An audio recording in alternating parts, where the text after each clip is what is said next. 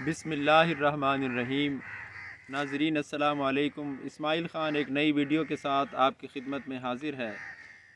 ناظرین آج ہم بات کرنے والے ہیں مجوزہ آئینی ترامیم کے بارے میں، 26ویں آئینی ترامیم، جس کے لیے بڑی تگ و دو کی جا رہی ہے، بڑی سٹرگل کی جا رہی ہے اور لوگوں کو آگے لایا جا رہا ہے۔ خاص طور پہ بلاول صاحب جو ہے وہ اس کے لیے بہت بھاگ دوڑ کر رہے ہیں اور وہ اس کو وقت کا اہم ترین تقاضا قرار دے رہے ہیں۔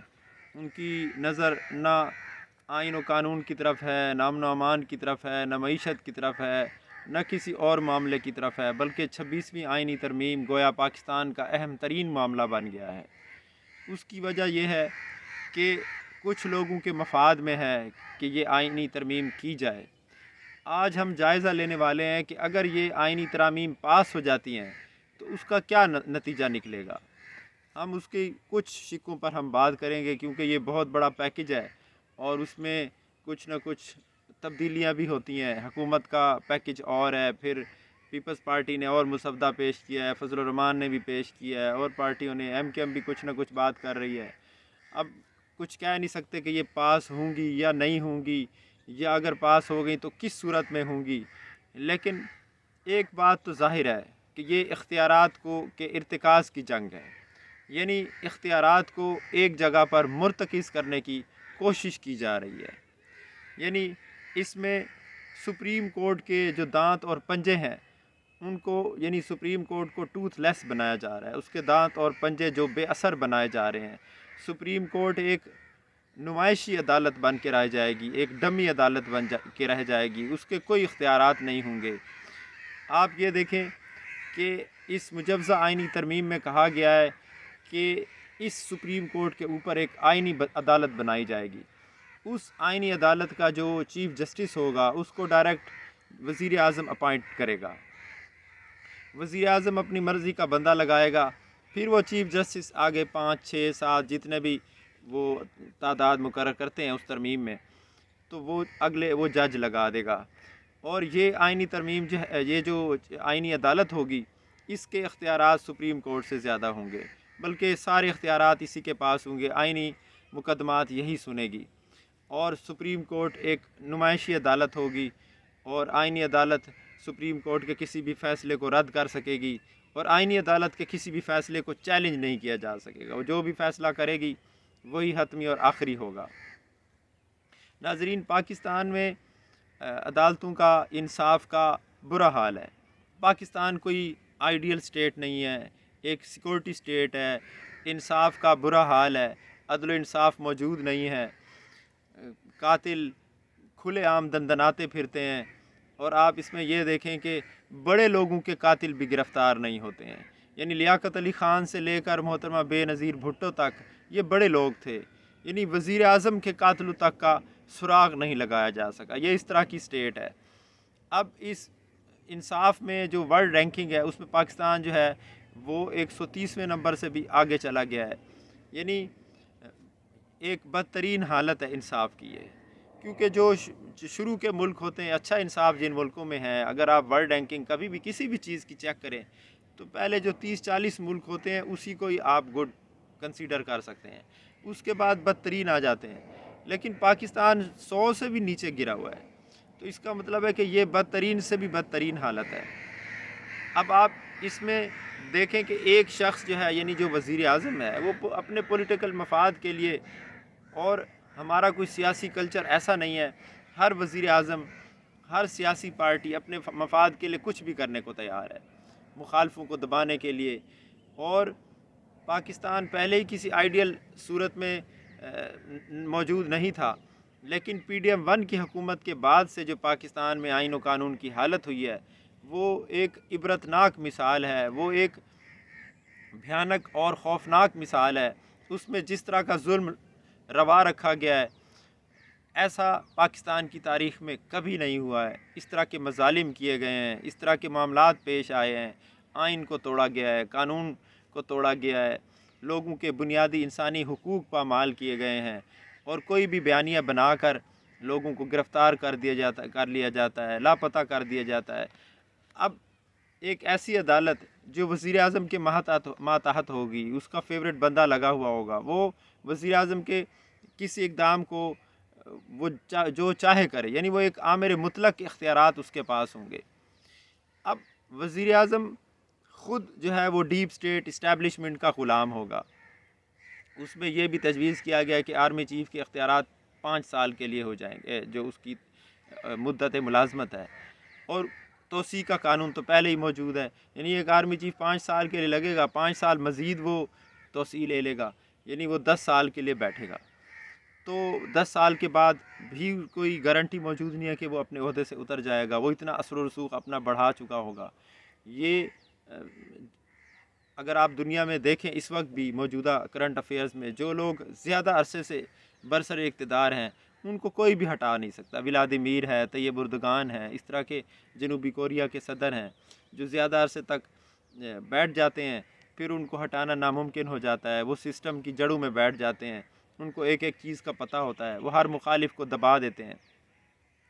تو اور اس شک میں یہ بھی کہا گیا ہے کہ سیکورٹی کے نام پہ، یعنی یہ وطن کی سلامتی کو خطرہ ہے، ملک کی سلامتی کو خطرہ ہے، اس نام پر کسی بھی شخص کو ایجنسیاں لاپتہ کر سکیں گی، اٹھا سکیں گی، یعنی اس کی لیگل اجازت اس میں دی گئی ہے، اور 6 مہینے تک وہ اپنی تحویل میں رکھ سکیں گی بغیر اناؤنسمنٹ کے کہ اس بندے کو ہم نے اپنے پاس رکھا ہوا ہے، اور 6 مہینے تک اس کو ہائی کورٹس میں، سپریم کورٹ میں، آئینی عدالت میں، کسی بھی عدالت میں آپ جا کے رجوع نہیں کر سکتے، اس کی بازیابی کی درخواست نہیں دے سکتے۔ وہ عدالت جو ہے کسی بھی ایجنسی سے، کسی بھی خفیہ ایجنسی سے، کسی سویلین ایجنسی سے، کسی ملٹری ایجنسی سے، کسی سے بھی وہ کسی قسم کا سوال جواب نہیں کر سکتی کہ مائی باپ اس بندے کو آپ نے کیوں اٹھایا ہے۔ 6 مہینے تک عدالت بالکل بے دست و پا ہوگی۔ 6 مہینے تو کسی بھی بندے کو لاپتہ رکھا جائے تو اس کے ساتھ کچھ بھی ہو سکتا ہے، وہ ویسے ہی ذہنی طور پر مفلوج ہو جائے گا، کیونکہ 6 مہینے کا جو لاپتہ رہنا ہے وہ اس کے اعصاب کو ویسے ہی تباہ و برباد کر دے گا۔ تو پوری دنیا میں اس کا یہی ہوتا ہے کہ اگر کسی شخص پر اگر آپ کو ایلیگیشنز ہیں تو اس کو گرفتار کیا جاتا ہے۔ پاکستان کے قانون میں بھی ہے کہ اس کو 24 گھنٹے میں عدالت میں پیش کیا جاتا ہے، عدالتوں میں بندہ آتا ہے، وکیل کرنے کا حق ہوتا ہے، وہ اپنی صفائی پیش کرتا ہے، اور اس کے خلاف جو ایلیگیشنز ہوتی ہیں ایجنسی اپنے ثبوت دیتی ہیں، پولیس اپنے ثبوت دیتی ہے، تو اس طرح معاملات جو ہے آگے کی طرف بڑھتے ہیں۔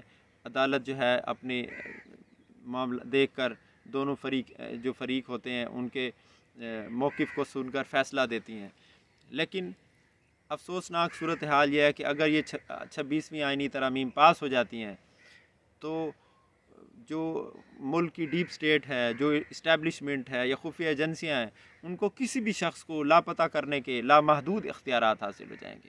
اور پاکستان بدقسمتی سے ایسا ملک ہے جس میں ویسے ہی لاپتہ افراد ہر روز لاپتہ ہوتے ہیں۔ بلوچستان سے، KPK سے تو یہ ہوتے رہتے تھے، اور بلوچستان سے لاپتہ ہونے والے جو افراد ہیں ان کی تاریخ بہت طویل ہے، 1971 سے لوگ لاپتہ ہو رہے ہیں۔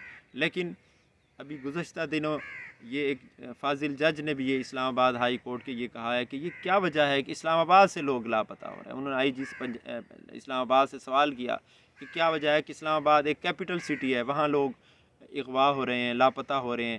دیکھیں سپریم کورٹ کے وکیل ہیں، عمران خان کے فوکل پرسن تھے، وہ 4 دن سے لاپتہ ہیں، انتظار حسین پنجوتا صاحب، ان کا کوئی پتہ نہیں چل سکا ہے۔ یعنی ابھی تو قانون بنا نہیں ہے اور لوگ غائب ہیں، اور ان کی بازیابی کرنے والا کوئی نہیں ہے، ان کے پیچھے بولنے والا کوئی نہیں ہے۔ حد یہ ہے کہ وکلاء کمیونٹی خاموش ہے، خوف کی وجہ سے خاموش ہے، لالچ کی وجہ سے خاموش ہے، ہم کچھ کہہ نہیں سکتے کہ کیوں خاموش ہے، لیکن ایسا ہو رہا ہے۔ تو یعنی اس طرح کے لامحدود اختیارات مل جائیں گے۔ آپ اس کو کہہ سکتے ہیں کہ یہ پاکستان شمالی کوریا بن جائے گا، یہ مصر بن جائے گا، کہ لوگ اٹھائے جائیں گے اور پچھلے جو ہے جیسے بندہ غائب ہوگا وہ چپ کر کے بیٹھ جائیں گے، اس پر فاتحہ پڑھ لیں گے کہ اب یہ واپس آنے والا نہیں ہے۔ اس کے لیے وہ احتجاج نہیں کر سکتے، کسی عدالت میں نہیں جا سکتے، کوئی قانونی چارہ جوئی نہیں کر سکتے۔ یعنی ڈیپ سٹیٹ پوری طرح پاکستان پر قانونی حکمرانی کرے گی، وہ جو چاہیں کریں گے۔ ایجنسیاں، ملٹری اسٹیبلشمنٹ اور وزیر اعظم، ان لوگوں کے ہاتھ میں اختیارات ہوں گے، سویلین اختیارات، یہ جو چاہیں گے کریں گے۔ تو یہ میں سمجھتا ہوں کہ یہ آئینی ترامیم نہیں ہے، بلکہ یہ ریاست پاکستان کی تجہیز و تکفین کا سامان ہے۔ اب ہم تصویر کا دوسرا رخ دیکھتے ہیں کہ کیا لوگ اگر قانونی طور پہ لاپتہ کرنے کو جائز کر دیا جائے، لیگل کر دیا جائے، سارے اختیارات وزیر اعظم کے ہاتھ میں دے دیا جائے، تو یہ دنیا کی 5ویں بڑی قوم ہے جو ایک مختلف زبانوں کے مجموعہ جس میں مختلف قومیتوں کا مجموعہ ہے، اس میں بلوچ رہتے ہیں، وہ ایک علیحدہ قسم کی جغرافیائی ان کی شناخت ہے، پہاڑی لوگ ہیں، وہ بلوچستان میں رہتے ہیں، پھر پنجاب کے لوگ ہیں، گلگت بلتستان کے لوگ ہیں جو ایک عالمی طور پر کشمیر کا حصہ ہونے کی وجہ سے متنازع علاقہ ہے، پھر اس میں کشمیر کے لوگ ہیں، پھر اس میں KPK کے لوگ ہیں۔ تو یہ ایسا نہیں ہوگا کہ یہ آئینی ترامیم پاس کر دی جائیں گی، لوگ خاموش بیٹھے رہیں گے۔ اگر ان آئینی ترامیم کی آڑ میں لوگوں پر ظلم کیا گیا، لوگوں کو لاپتہ کیا گیا، تو اس کے خلاف احتجاج جنم لے گا۔ جب آپ قانونی راستہ نہیں دیں گے، آپ سارے جائز راستے بند کر دیں گے، اس کا مطلب یہ ہے کہ پھر لوگ دہشت گردوں کے ساتھی بن جائیں گے، لوگ طالبان کے ساتھ مل جائیں گے، لوگ بلوچ گوریلوں کے ساتھ مل جائیں گے، لوگ بلوچ سرمچاروں کے ساتھ مل جائیں گے۔ یعنی آپ قانونی ظلم کی ایسی حد کر دینا چاہتے ہیں کہ لوگ آپ کے خلاف ہتھیار اٹھا لیں۔ لوگ جائز راستہ جب بند کر دیں گے، ایک بلی کو بھی اگر آپ کمرے میں بند کر دیں اور اس کو باہر نہ نکلنے دیں، وہ بھی انسان پر حملہ کر دیتی ہے۔ تو یہ دنیا کی 5ویں بڑی قوم ہے، 24 کروڑ لوگ ہیں۔ آپ اس 24 کروڑ لوگوں کو بولنے کی آزادی نہیں دینا چاہتے، ان کے رائٹس نہیں دینا چاہتے ہیں، ان کو انصاف نہیں دینا چاہتے ہیں، من مانی کرنا چاہتے ہیں، اپنی مرضی چلانا چاہتے ہیں۔ تو اس کا مطلب یہ ہے کہ پھر آپ لوگوں کو بغاوت کی دعوت دے رہے ہیں کہ آؤ ہمارے خلاف کھڑے ہو جاؤ، ہمارے خلاف ہتھیار اٹھا لو۔ تو ایک پرامن معاشرہ جو ہے وہ انصاف سے وجود میں آتا ہے، وہ محبت سے وجود میں آتا ہے، وہ اکانومی سے، معاشی ترقی سے وجود میں آتا ہے، وہ تعلیم سے وجود میں آتا ہے۔ آپ لوگوں سے حقوق چھین لیں اور پھر اس کے بعد آپ چاہیں کہ لوگ خاموش بیٹھے رہیں، ایسا ممکن نہیں رہے گا۔ ایکشن جب کیا جاتا ہے تو ہر ایکشن کا ایک ریئیکشن ہوتا ہے۔ ایکشن تو آپ کے ہاتھ میں ہے لیکن ریئیکشن آپ کے ہاتھ میں نہیں رہتا ہے۔ تو ظلم بھی ایک حد رکھتا ہے، اگر ظلم حد سے بڑھ جائے تو ریئیکشن بھی بڑھ جاتا ہے۔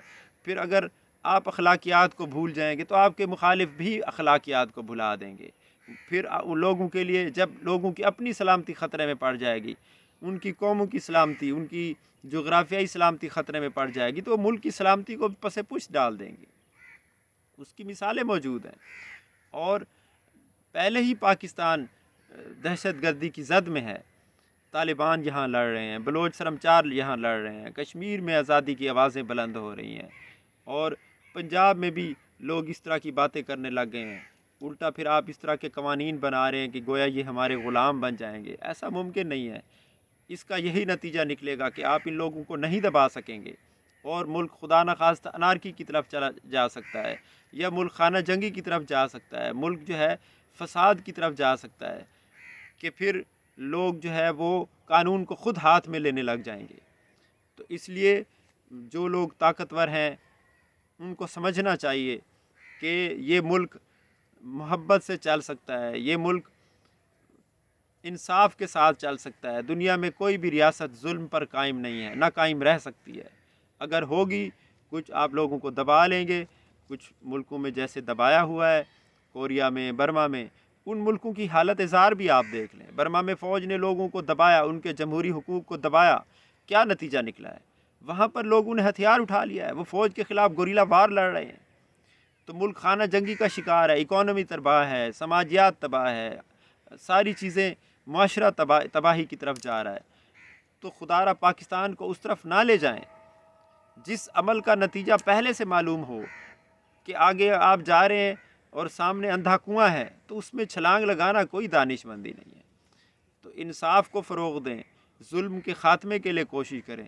ایسے قوانین کیوں منظور کیے جا رہے ہیں جو صاف ایک اندھے کو بھی نظر آتا ہے کہ یہ ظلم کو فروغ دیں گے، یہ جبر کو فروغ دیں گے، یہ آئین شکنی کو، قانون شکنی کو فروغ دیں گے، یہ ظلم کا قانونی جواز فراہم کریں گے، آئینی جواز فراہم کریں گے، یہ عدالتوں کو ٹوتھ لیس کر دیں گے، ہائی کورٹس کی کوئی ویلیو نہیں رہے گی اس مجوزہ آئینی ترمیم کی روح سے، سپریم کورٹ کی کوئی ویلیو نہیں رہے گی، وہ صرف ٹیکس ریٹرنز کے مقدمات سن سکتی ہے، یا اس طرح کے اور معاملات ہیں جو چھوٹے کرمنل کیس ہو گئے، سول کیسز ہو گئے، وہ کسی بھی ریاستی سطح پر اگر ظلم ہو رہا ہے تو عدالت کچھ نہیں کر سکے گی، کیونکہ وہ معاملات جائیں گے آئینی عدالت میں، اور آئینی عدالت میں وزیر اعظم کے غلام بیٹھے ہوں گے، اور وزیر اعظم غلام ہوگا ڈیپ اسٹیٹ کا، ملٹری اسٹیبلشمنٹ کا، تو وہ کیا کریں گے؟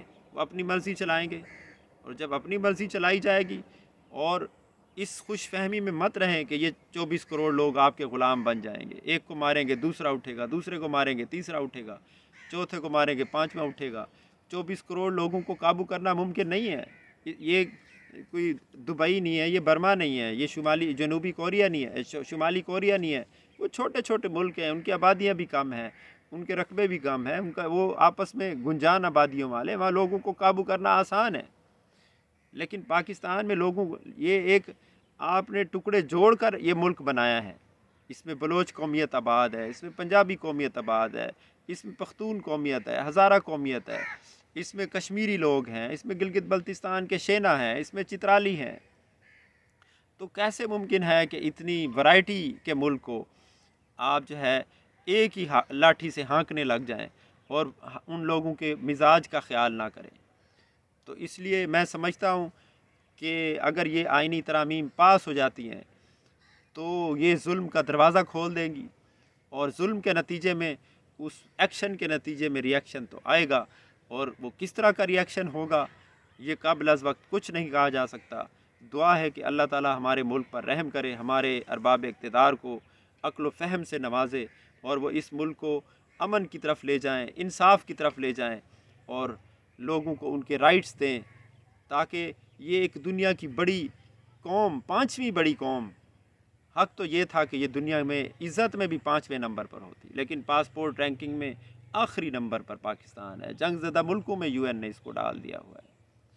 تو آج تک کے لیے اتنا ہی، انشاءاللہ ملتے ہیں نیکسٹ ویڈیو میں۔ اللہ حافظ۔